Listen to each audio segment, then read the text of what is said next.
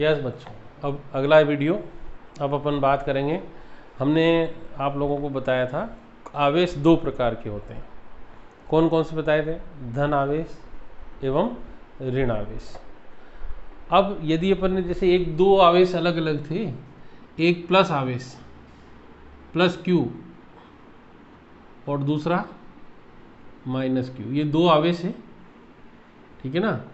इन दोनों को अपन ने किसी डिस्टेंस पर ऐसे रख दिए, ऐसे क्या होगा इनके बीच? कौन सा बल लगेगा? हमने पढ़ा था आकर्षण बल लगेगा, बताया था मैंने, ठीक है ना। और यदि इन्हीं दो अलग अलग जैसे प्लस क्यू और दूसरा भी कौन सा है? प्लस क्यू, ये दो आवेश हैं, ये दोनों समान है, इनको यदि किसी डिस्टेंस पर रख दिए अपन ने, ये भी आर डिस्टेंस थी, तो इन पर कौन सा बल लगेगा? प्रतिकर्षण बल। इसी चीज़ को आधार मान करके कूलाम ने एक नियम बनाया था, जिसे किसका नियम कहते हैं? कूलाम का नियम। किसका नियम? कूलाम का नियम। आज अपन अब इसकी स्टडी करेंगे, कूलाम का नियम। किसका नियम पढ़ रहे हैं आज अपन? कूलाम का नियम। बच्चों इधर देखें आप, कूलाम का नियम क्या है? देखिए, ये दोनों आवेशों की आकृति कैसी? बिंदु के समान। कैसी है? बिंदु के समान। तो कैसे बात करेंगे? किन्हीं भी दो बिंदु आवेशों के बीच, बिंदु आवेशों के बीच लगने वाले आकर्षण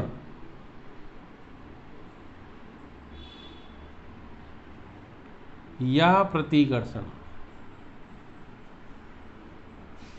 बच्चों देखिए आप, अगर विपरीत हुआ तो कौन सा बल लगा था आपका? आकर्षण बल।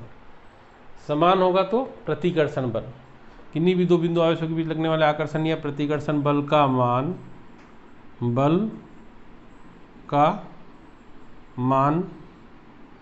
आवेशों के परिणामी के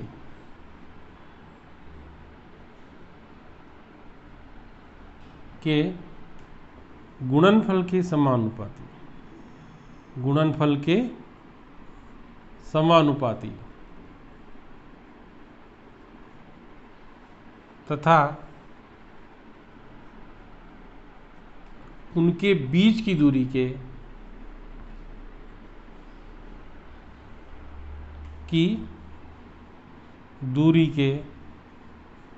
वर्ग के व्युत्क्रमानुपाती होता है।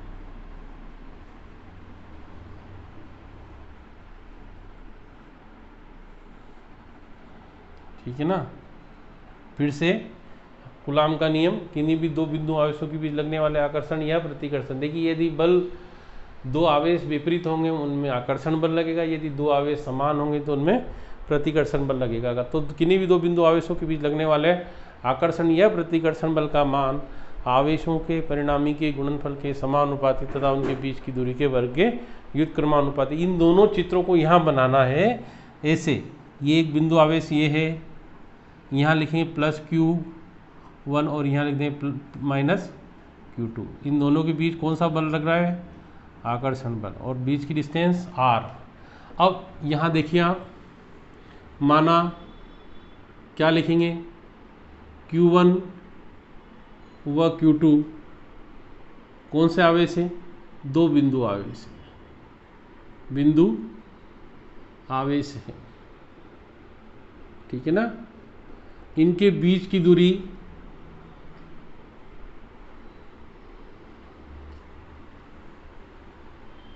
कितनी है? R है, स्मॉल r जिसको ऊपर लिखा।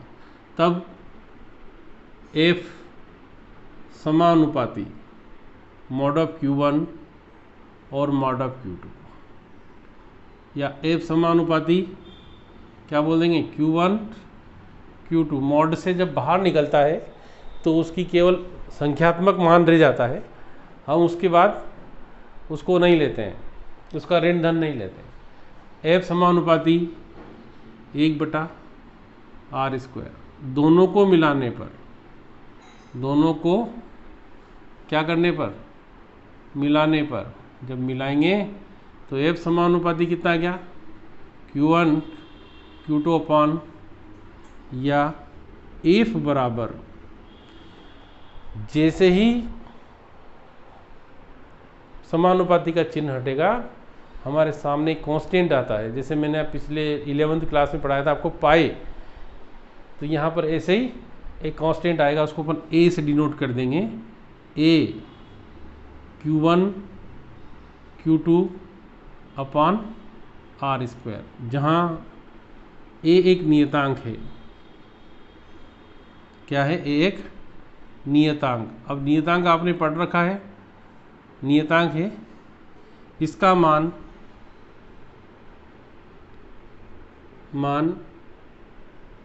CGS पद्धति में 1 तथा SI पद्धति में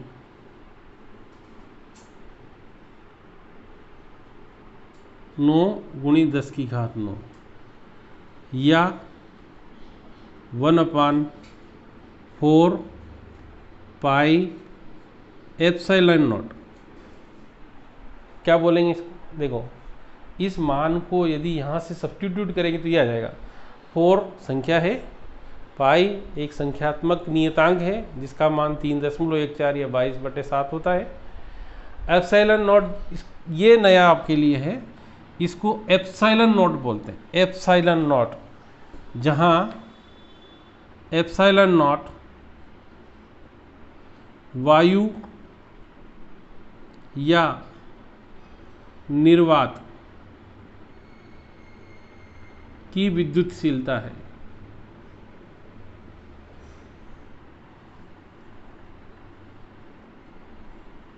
और इसका मान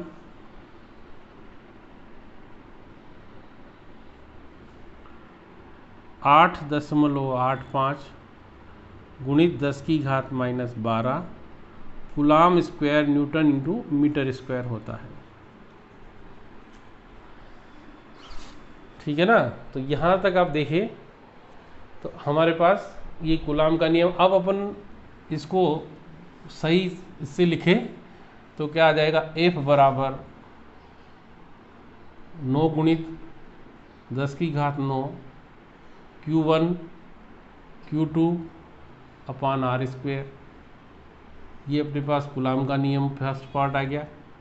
या F equal to 1/4 pi epsilon naught Q1 Q2 upon r²। ये अपने पास दोनों कूलाम के नियम आ गए हैं। यदि दोनों आवेशों को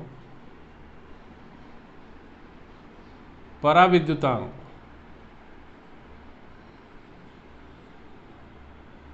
अब ये आपके लिए एक नया वर्ड आया, पराविद्युतांक।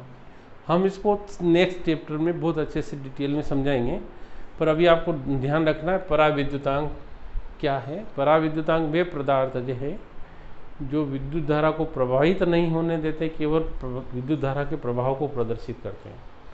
तो बच्चों, पराविद्युतांक में यदि रख देंगे तो वहाँ पराविद्युतांक को हम K से डिनोट करते हैं। दोनों आवेशों के बीच क्या को पराविद्युतांक पदार्थ K में रख दिया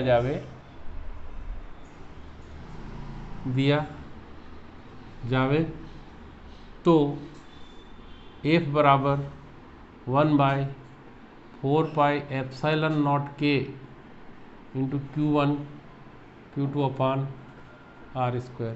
ये जितने भी मैंने लिखे हैं ये सारे किसके लॉस है? कूलम्स लॉ या कूलाम के नियम है।